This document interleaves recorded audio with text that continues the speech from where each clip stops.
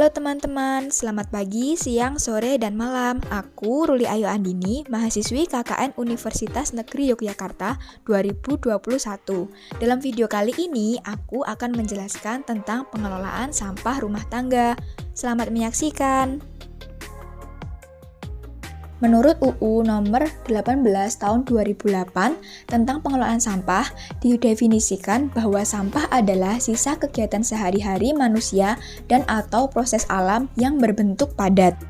Sampah dapat berasal dari kegiatan industri, pertambangan, pertanian, peternakan, perikanan, transportasi, rumah tangga, perdagangan, dan sisa aktivitas manusia yang lainnya. Selanjutnya adalah jenis sampah.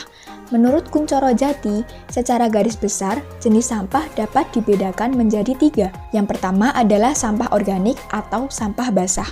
Sampah basah adalah sampah yang berasal dari makhluk hidup seperti daun-daunan, sampah dapur, sampah restoran, sisa sayur, sisa buah, dan lain-lain. Sampah jenis ini dapat terdegradasi secara alami.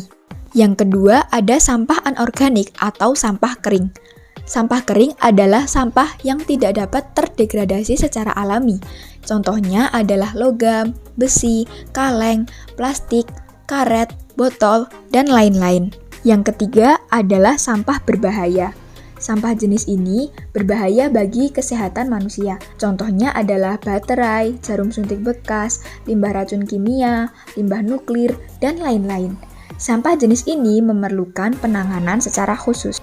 Salah satu upaya yang dilakukan dalam mengelola sampah adalah dengan melakukan gerakan 4R. Yang pertama adalah reduce. Reduce atau mengurangi dapat dilakukan melalui tindakan menghindari pemakaian dan pembelian produk yang menghasilkan sampah dalam jumlah besar, menggunakan produk yang bisa diisi ulang, misalnya menggunakan cairan pencuci yang menggunakan wadah isi ulang, serta mengurangi penggunaan bahan sekali pakai, misalnya penggunaan tisu. Yang kedua adalah reuse.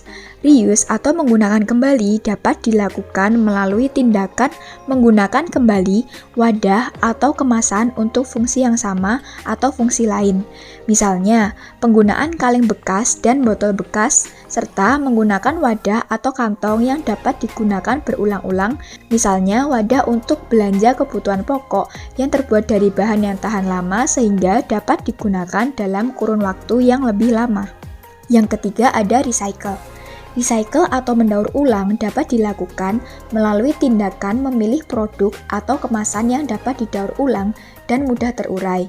Kemudian bisa juga dilakukan dengan menggunakan sampah organik untuk dijadikan kompos dengan berbagai cara yang telah ada atau memanfaatkan sesuai kreativitas masing-masing serta menggunakan sampah anorganik untuk dijadikan kembali menjadi barang yang lebih bermanfaat. Yang keempat atau yang terakhir adalah replace.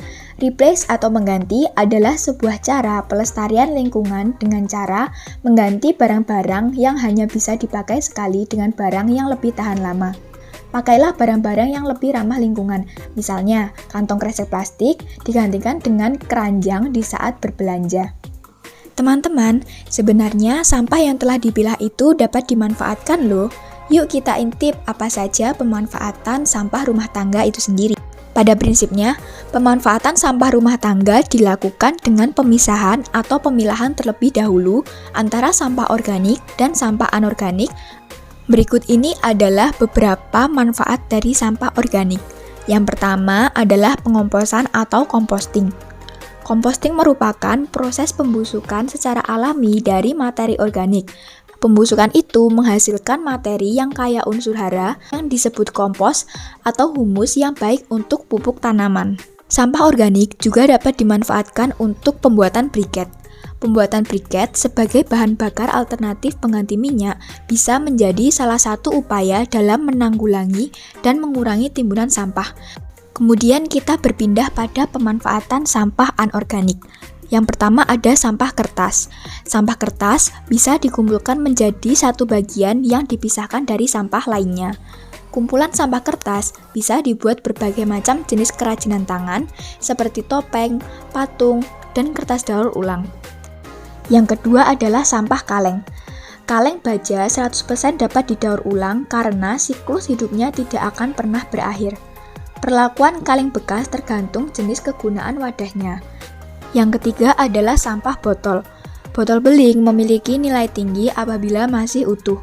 Jika sudah tidak utuh, akan didaur ulang lagi bersama dengan berbagai jenis kaca yang lainnya untuk dicetak menjadi botol yang baru.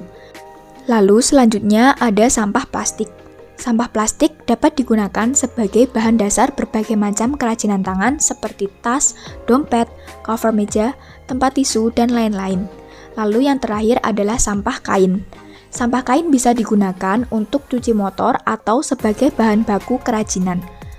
Nah, dari beberapa hal yang telah dipaparkan tadi, maka dapat disimpulkan bahwa sampah itu memiliki banyak manfaat apabila dikelola dengan baik. Oleh karena itu, ayo dimulai dari diri kita sendiri, mari kita mengelola sampah kita masing-masing untuk kehidupan bumi yang lebih baik. Terima kasih, semoga video ini bermanfaat dan sampai jumpa.